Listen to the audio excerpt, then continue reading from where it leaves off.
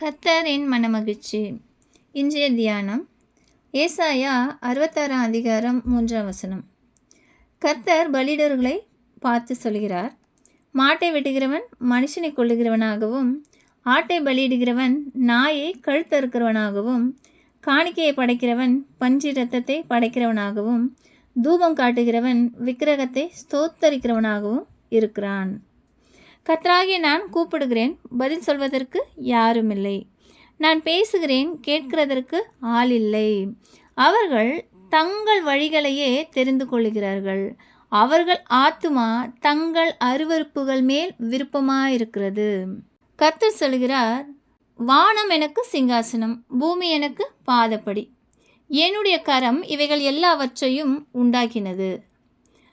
இப்படி இருக்கும்போது நீங்கள் செலுத்துகிற பலி எனக்கு என்னத்திற்கு?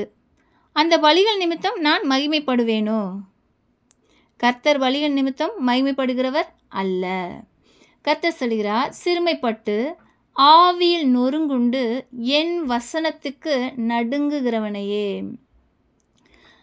கர்த்தர் நோக்கி பார்ப்பார், அவனையே கர்த்தர் மகிமைப்படுத்துவார்.